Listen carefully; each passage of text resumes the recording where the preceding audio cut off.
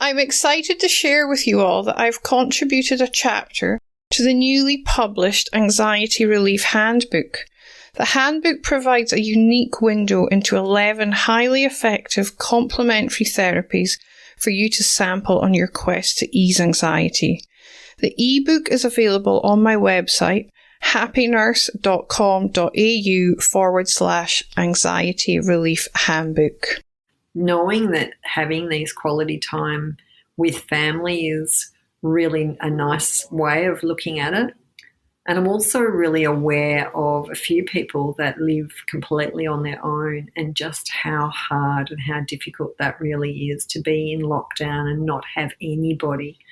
Because I really appreciated having my family, and I still, appreciate having my family around me, to be able to have that close contact.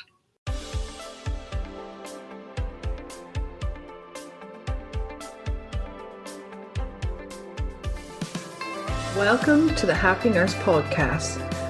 Nurses are the backbone of healthcare, always there to care for strangers as if they were one of their own, often forsaking special moments with their own family in order to ensure another's loved one is being cared for. As nurses, self-care is essential.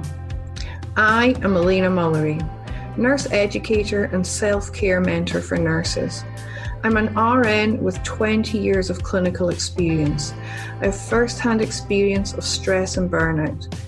It was this experience which led me to develop a passion for personal development and pursue the study of mindfulness, meditation, hypnotherapy, and neuro-linguistic programming. Each episode, I will be promoting self-care strategies to those who always care for others. I have broken self-care down into 5 aspects: mental, emotional, physical, spiritual, and indulgence, to make it easy to ensure all your self-care needs are being met.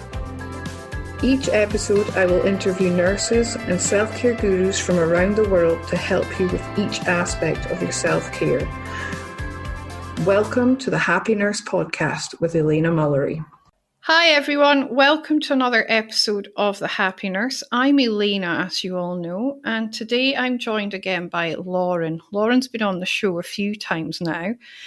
She is an uplifter, catalyst, and guides heart-centered professionals who feel overwhelmed, overworked, and find it difficult to make themselves a priority. But they recognise that they want more, deserve more, and are forward-looking in their lives. Lauren empowers her clients to step up, stand out, and be valued at the highest level in their field. Welcome back to the show, Lauren. It's always lovely to have you on. Thank you. It's always lovely to be invited and to come on. Thanks, Elena. I asked you on today to discuss the recent developments in Victoria because, for those of you who don't know, Lauren is a registered nurse as well, and she lives in Melbourne. So she is currently experiencing the lockdown that's happening in Victoria. And not only that, Lauren found herself in isolation during the first round of lockdown after returning from the States. So I thought it would be helpful to get her on the show so she could share some hints and tips with us on what it's like in lockdown and how to survive. Yeah, we're back in lockdown, that's right. It's funny because Melbourne's not the only place that's in lockdown. My hometown of Aberdeen is back in lockdown after they've experienced a spike in cases. And I know there's a number of listeners there too. So there's probably other places in the world that are finding themselves in the same situation at the moment, and we just don't realise it. Yeah, I mean, I'm aware that most of Australia are just having fun and sort of out and about, and Victoria's sort of the place that's struggling. But I am aware that there's lots of places around the world that have been through really full-on lockdowns where, all industries have pretty much stopped, and then a lot of places are going back into the second wave, which is sort of what's happened here. So, yeah, there's always people around the world that are in worse off situations than yourself. So I do continually remind myself that too. Yeah, and it's such a bizarre situation that we found ourselves in the first time round. And I think it's the same again for you, Lauren, in that elective surgery got cancelled, and both of us being theatre nurses, we got stood down and sent home. Yes, that's exactly what's happened to me. I just got back into a flow of working the amount of hours that I was happy to work, which is a couple of days a week because I've also got my own business doing the coaching. And so that was great. And now all of a sudden we're back into only emergency theatres, no elective surgery. So all of my work is completely dried up again. Yeah, there are financial packages available for most of us, I believe, though, if we do find ourselves in that situation. I got something when we were locked down in March, but I just hope that everyone is aware of that and is taking not advantage, but accessing things that they're financial assistance that they are entitled to right now when they find themselves in these difficult circumstances. That's right. And also you can speak to, loans providers and things like that. I've found that they've been really, really good. You do have to be aware if you stop payments on any of your loans that they will honour that and support you. However, of course, the interest is going to keep accruing. So I did elect to stop, but if I was in a position to be able to pay, I've just made manual payments, but it just took that pressure off thinking, oh, there's going to be an automatic payment come out. Am I going to be okay? So I found that a really good way to sort of be able to manage my stress levels when it came to anxiety around money. Yeah, and I did the same thing with the school fees. The school was very good and they let us defer payment until we were back in a situation where we could pay them again. So I did that. And as you said, that was huge, knowing that I didn't have to find that money every month that was going to leave my account. And now that things are back to normal, I'm back to paying them again. So yeah, I think businesses are very understanding and the finance providers are also being very understanding. So there is help out there when it comes to financial difficulty at the moment. So please, if you're experiencing financial difficulty, because that's a huge stress on everyone, please look into your options and see if there is any assistance out there for you. Yeah. Now, getting back to the nursing aspect of it, yes, there's those of us who are stood down, but there's also our amazing colleagues who are really stepping up, who are out there as the last line of defence against this virus. I know the intensive cares and the wards in Melbourne are starting to get very busy with these patients, and that a lot of these nurses have been redeployed to the aged care sector. That's huge because when you're taken out of your comfort zone and put into a brand new place, I mean, aged care is a specialist area in itself. So I'm in awe of these nurses that are putting their hand up and doing this. Yes, I agree. There's so much impact that you just don't really realise. And the other impact that I'm really aware of too is people who are waiting for surgery that, have had to have that delayed again. And I was just in endoscopy just the very last shift that I worked, which was, a week ago. And they were saying then that, there's a lot more people that should have been having surveillance that have had to wait. And so they've found an increased number of cancers and things like that because they should have had their surveillance done sooner. And so that's going to build. And of course, then we're going to be in that workplace later where we're going to have to really work to get through. So it's just having impacts in so many ways that you don't recognise until you're actually in it.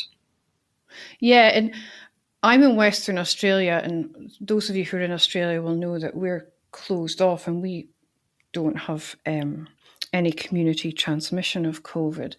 And that's where I find myself now. We are so busy. We're working extremely long days. Lists are running late. We're all getting exhausted just trying to catch up so that these patients are not having to suffer and wait longer than they should for their surgery. And it does. Yeah. It takes a toll on everyone. Yeah, that's right. If you enjoy meditating or you would like to give meditation a try, why not head on over to happynurse.com.au/meditation to download my free guided meditation for stress and anxiety relief. It's 12 minutes of pure self-care. So tell me about your time in isolation. What did you do to get through that 14 days that you were on your own? Yeah. So I returned back from the States, and there was an announcement. It was right very much at the beginning. It was right when we had to go into isolation, but I didn't have to go into hotel quarantine, which I'm very grateful for. This was back in March. And so the weather was quite good. And there was an announcement in the paper that said that you could go for the walk in the, in the parks and things like that, as long as you maintain social distance and things like that. So that was my saviour. So I found that I would go out fairly early in the day so that I wouldn't go out when there was more people out and about, but I would go out with my dog into the local nature area. That's part of my self-care every day anyway. But that, when I first thought that was being taken away from me, that was really, really difficult. So when I was able to manage that, but we did do things like exercise in the backyard. My son's a PT, so I was fairly fortunate, and he was running Zoom classes for some of his clients and also free ones, because knowing that everyone was in lockdown. So I took advantage of some of those free things. There was also an app, like a yoga app, that I was able to use as well. So just knowing that there's all these different resources that you can actually use to help you.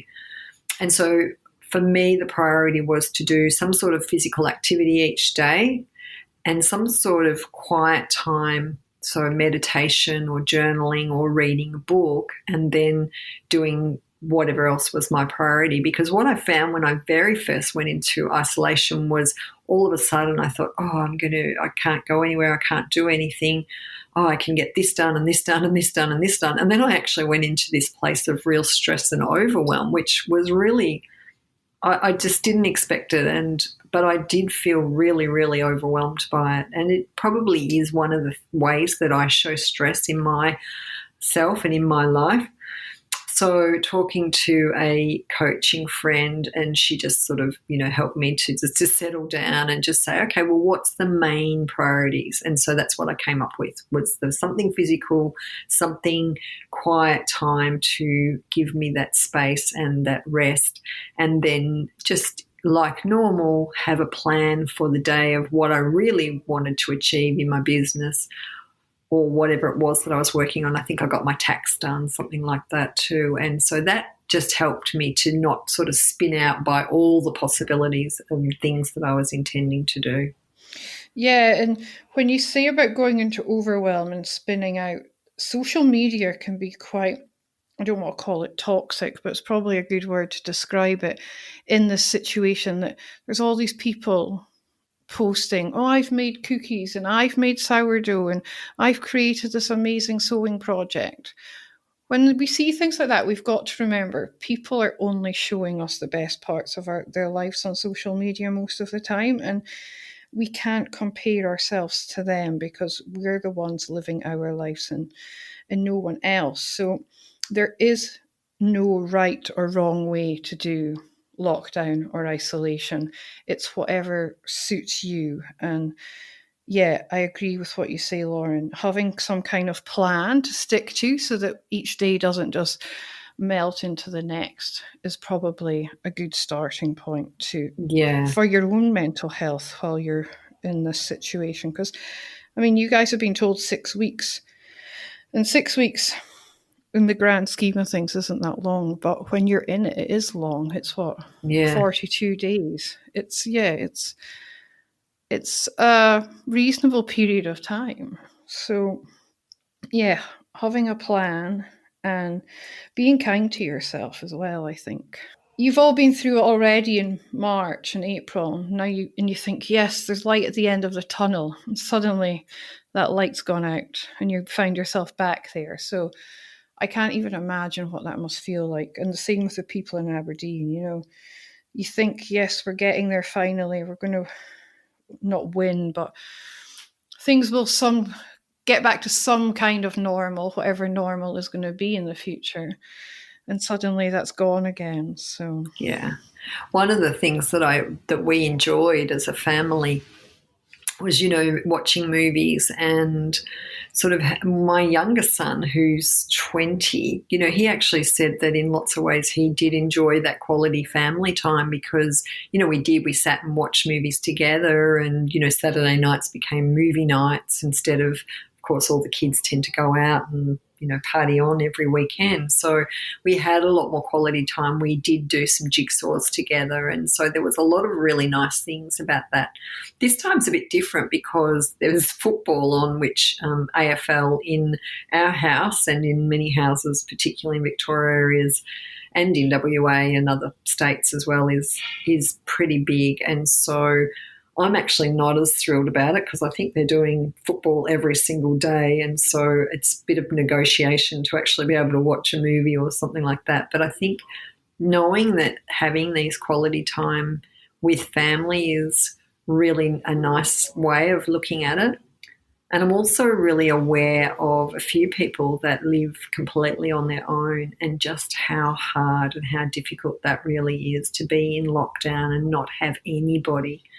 Because I really appreciated having my family, and I still, appreciate having my family around me, to be able to have that close contact. Yeah, and I get what you mean about the people on their own. My grandma is in the village I grew up in still. She's 85, and bless her, she was locked in the house. Well, not locked, but she couldn't leave the house for 13 weeks. Wow. And I know she found it incredibly difficult to not be able to go out all that time.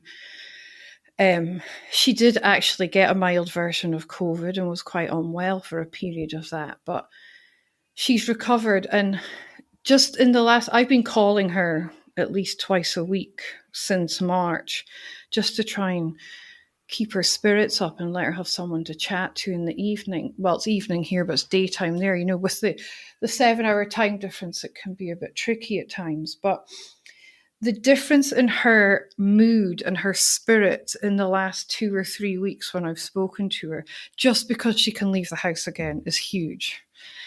It really does start to give you cabin fever. Yeah, that's exactly right.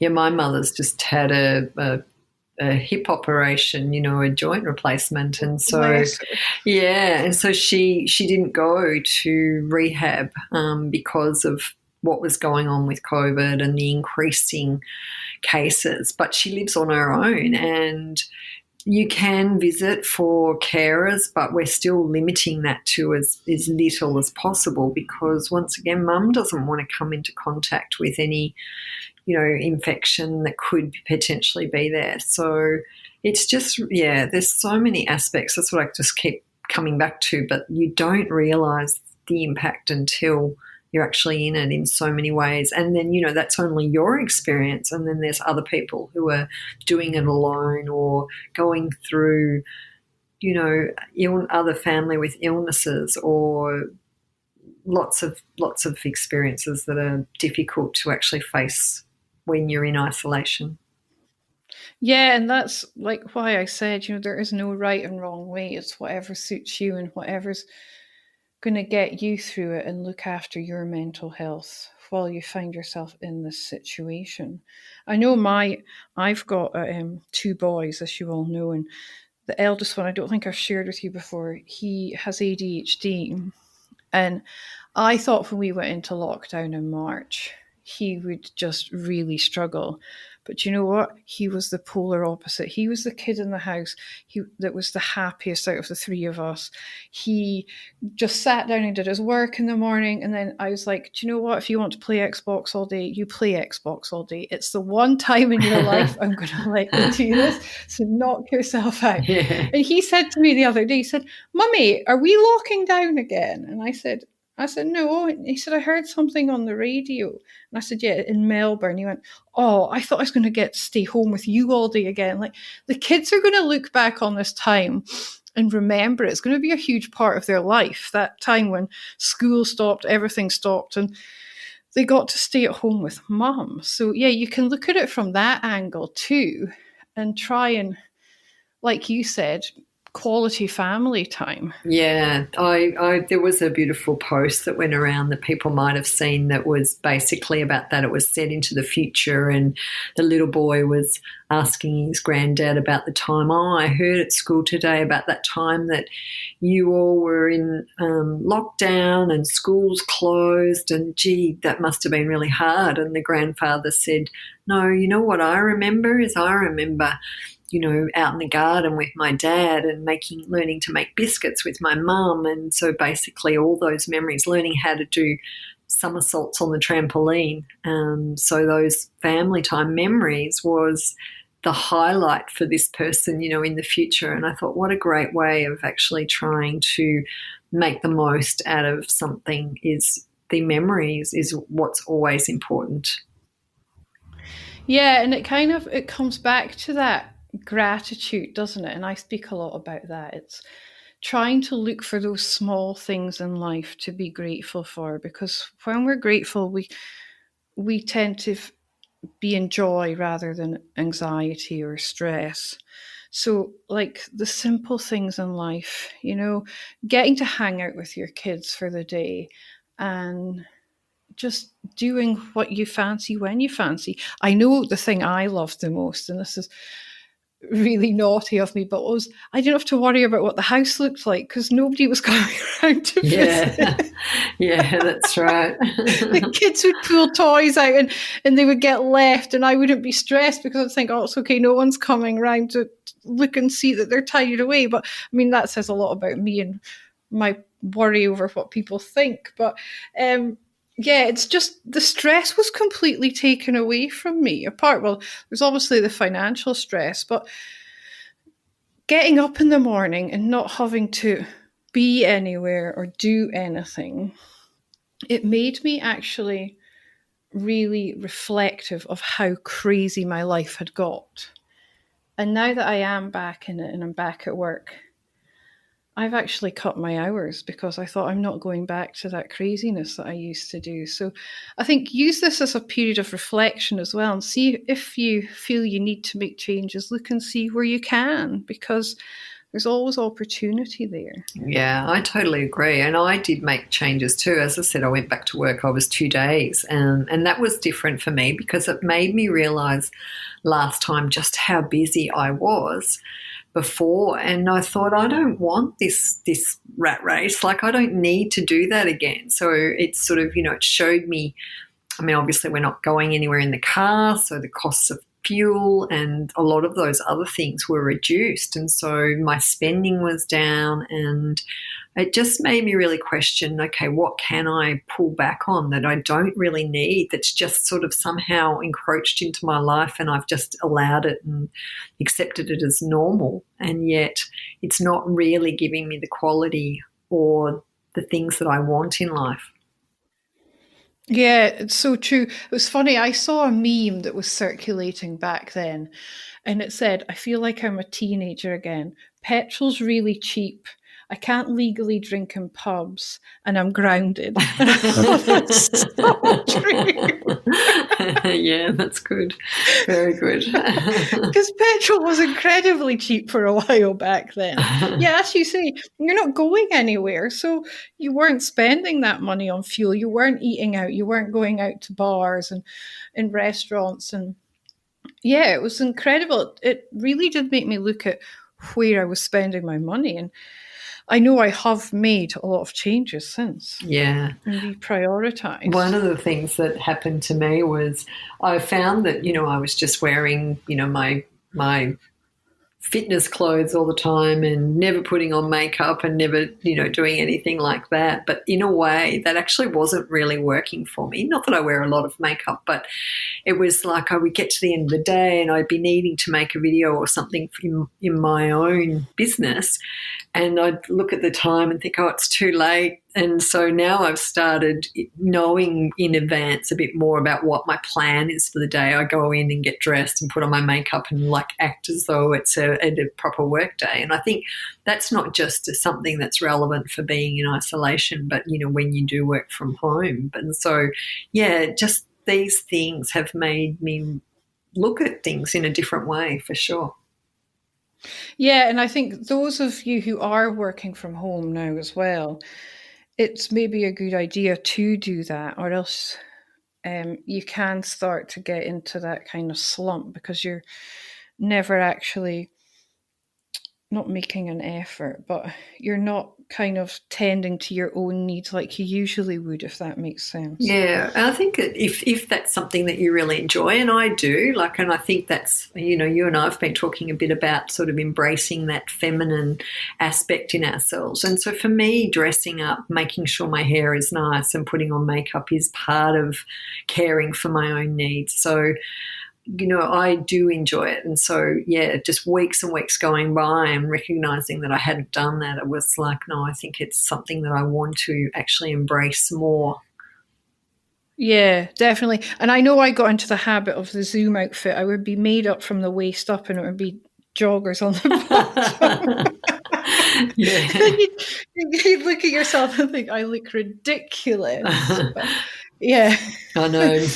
My PT the other day said, "Oh well, we're going into lockdown, so you know, perhaps we can do Zoom. I promise I won't have my pajamas on or something." So, yeah, it's funny, isn't it? Yeah. What else were we going to talk about? Stress, like how to manage stress. So one of the things that I did was tapping, but so I mean, we can talk. But you also mentioned about the 4/4 breathing. The tapping's very useful. And there is a previous episode that Laura and I recorded. I think it's, I'd be lying if I said the number. I've got a feeling it's 7, but I may be way off. That you can go back and listen to regarding the tapping. That'll take you through a tapping sequence if you are feeling stressed and you feel that would be of benefit to you. But another technique that we were just discussing before we went live is there's a technique called box breathing. So when you're feeling really anxious and almost on the verge of a panic attack, but before you get to that point, when you just feel really overwhelmed and stressed, there's a technique called box breathing. So how it works is you breathe in for 4, you hold for 4, you breathe out for 4, and then you hold for 4, and then you repeat that again. And if you think of each 4 as a side of a box, you can draw it with your finger as well if you want, because the counting and then the visualization, it takes your mind back right into the present moment and out of that situation that has got you into that overwhelm or stress. So we can run through it quickly now. If you breathe in for 4. So breathe in 2, 3, 4. Hold 2, 3, 4. Breathe out 2, 3, 4. And then hold 2, 3, 4. If you do that 2 or 3 times, and make sure you breathe right down into the bottom of your lungs, because we tend to, when we're stressed and anxious, breathe from our shoulders and we don't let that belly rise. So the more oxygen we can get in there, especially when we're feeling stressed, the better. Well, that's actually, has that sort of physiological aspect, because when we're in fight and flight, it is about like panting and rapid breathing. And so actually just slowing your breathing down signals the body that it's actually in a safer mode. And so it can move into the rest and digest sort of aspect rather than fight and flight. So the parasympathetic nervous system is activated just because the breathing has slowed and gone deeper. And so, yeah, it's got a lot of reasons why it does help, as well as the mindfulness, as well as the fact that we're now getting oxygen in and we can, see things in a different way. Yeah, beautiful. Thanks for explaining that part. I was thinking more of the mindfulness, but yeah, it's just shows you the impact that what our minds have on the physiology of our bodies as well. And just we spoke briefly of the EFT, and that episode that we did record, that was a little bit more related to stress and more sort of burnout from feeling exhausted as being, health workers or in service to other people. So there is so much information on the internet. So you can always Google tapping and Google tapping for anxiety, something like that. You'll find lots and lots of examples on YouTube. So there's so many resources that are just available now that we have access to, so much with the information world that we live in. Yeah, do you have any on your website, Lauren, that people can have a look? I do have on my website how to do tapping, and it does talk about stress. So that's laurenbell.com.au. So laurenbell.com.au.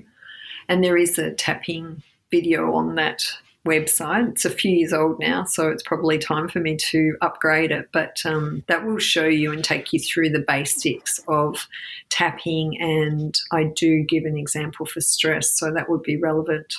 Okay, awesome. Thank you. We'll put the link to it in the show notes as well, so people can find it there. It's been wonderful having you on the show again. Thank you for sharing all your wisdom and advice with us, and I look forward to having you on again soon. Thank you, Elena. Thank you so much. This is so great what you're doing and sharing for people. So, best wishes to you and to everybody who's listening. Oh, thank you, Lauren. Yeah, everyone, take care and remember, be kind and compassionate to yourself. Thank you for listening to the Happy Nurse podcast. If you've enjoyed today's content and would like to join the Happy Nurse community, head over to Facebook and check out the Happy Nurse AU Facebook page and request to join the Happy Nurse community. Also, check out happynurse.com.au for access to free downloads and subscription to my blog. See you soon, and in the meantime, remember to always offer yourself the same compassion that you so freely give to others.